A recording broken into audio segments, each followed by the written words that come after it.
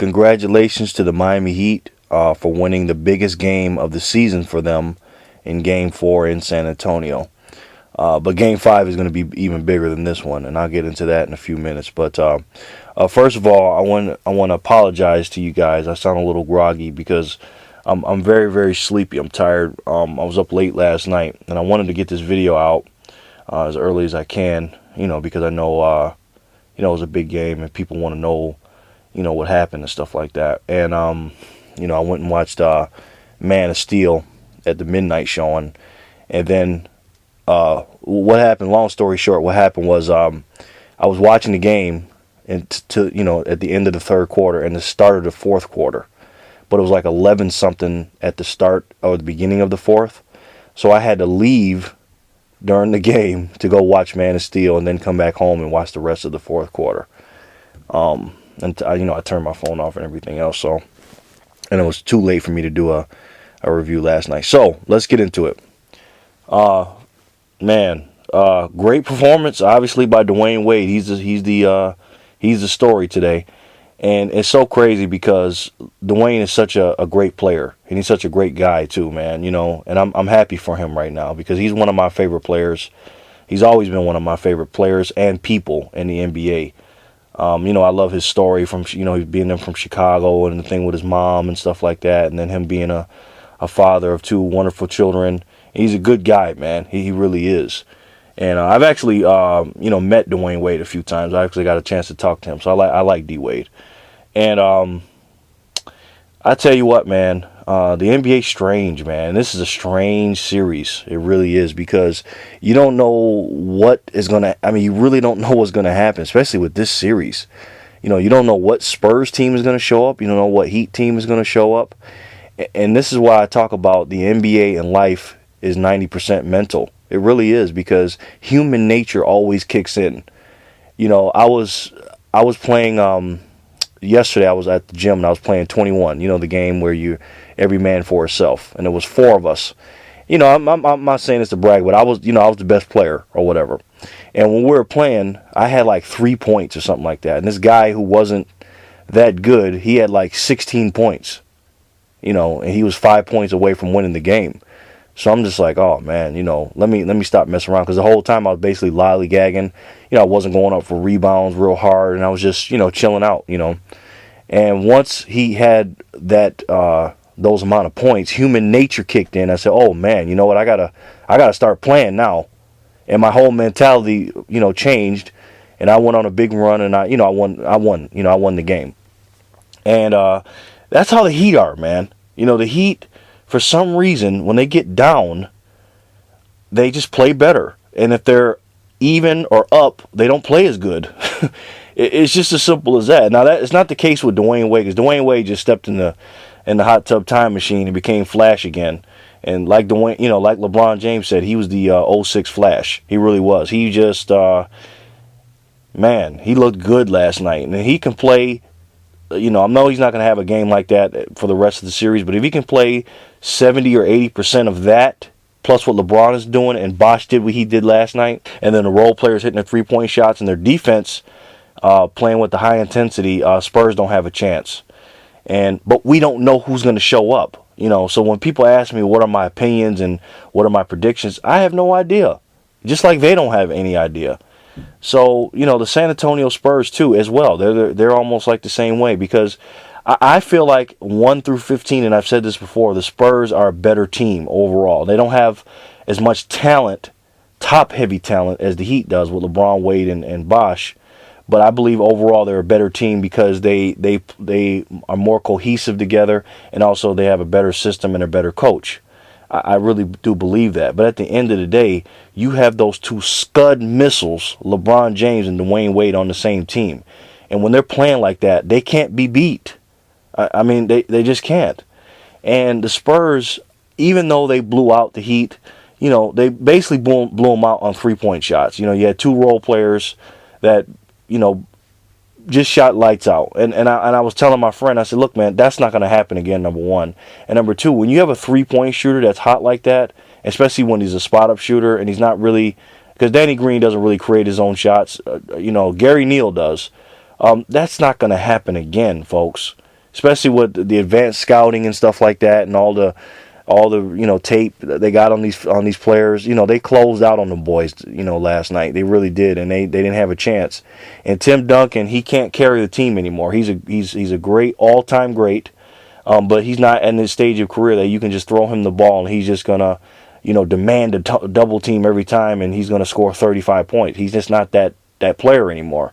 And with Ginobili basically playing a disappearing act, and I'll get into him in a minute, and the role players not getting, the benefit of a double team from Tony Parker or Tim Duncan, it's going to be hard for the Spurs to win this series. It really is. Parker, him being hurt and him having a bad hip and stuff like that, and their blowout is a lot different than the Miami Heat's blowout. Now, the Spurs blowout was great on the defensive end, too. They played a great defensive game, but it was mainly off of three-point shots. And the Miami Heat kind of like, they were very lethargic, and their body language was almost like they gave up. But when the Heat are locked in, and I do believe, I'm not sure about this, I do believe they will be in Game 5, but if they're locked in like this, they're almost impossible to beat. And people count these guys out when they get down a game or they have a real bad or lackluster performance in one particular game, and all of a sudden everybody starts tripping on them. I'm still picking the Heat in 6. Do I know they're going to win in 6? Of course not. I don't know that. Like I said, if I knew that, I'd be in Vegas, and I wouldn't be telling you that. But with the simple fact of Ginobili, basically, man, this guy, I feel bad for him because I like Ginobili. I really do, and I respect him as a player. But the coach, Greg Popovich, has a decision to make. He really does. It's just like that what have you done for me lately thing. Ginobili basically right now is getting minutes based on his reputation. And because he's not producing. He's just not. And what do? Do you sit an all-time, great down of your, all-time great San Antonio Spurs player down for the betterment of the team?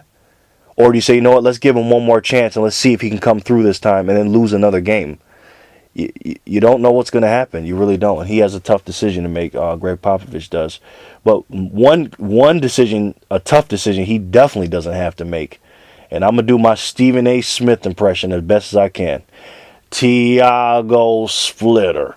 Okay? That guy has got to go. I've seen a lot of NBA games, and I've seen a lot of different situations and players in the finals and playoffs. I don't think I've ever seen anybody play that bad in a starting position. That man got taken out in 40-something seconds in the game. And then when he got put back in, he didn't do nothing. I said, man, talking about hurting the team, turnovers, getting the shot blocked, not playing any defense, hardly getting any rebound. He was basically just getting in the way. It's almost like he was helping the Heat being in the game. That guy, I'm not going to spend a lot of time. He can't play another minute unless he's just, subbing in for Tim Duncan for the last couple of minutes of the series. Because like I said before, and I'll say this again, the NBA playoffs are all about matchups. And this is a terrible matchup for Tiago Splitter. He's too slow. The lights are too big for him, and he's just not that type of player. The lights are too bright in this situation. He's way too slow and lethargic. He has no athletic ability whatsoever. And I'm not just talking about the block LeBron James got on him. I'm just talking about he just doesn't get up the floor good. He's not setting screens. I'm not talking about stats and all that stuff. He just needs to go, and he's definitely not the player that Greg Popovich needs to put in this game. Even if you got to put Matt Bonner in to spread the floor, somebody else besides him. You know what I'm saying? But hey, you don't know what's going to happen in this series. And let me get into these stats real quick, okay? If you just look at the stat sheet, you would think, now don't get me wrong, Wade had great stats too.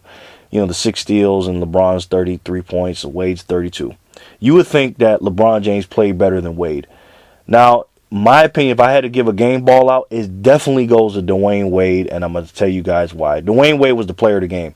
Now, for the most part, people are so emotionally attached to things, and because Dwayne Wade is a fan favorite, and he is a all-time great, and he's basically the Miami Heat leader all time and everything. Basically, he's the Miami Heat franchise player of all time.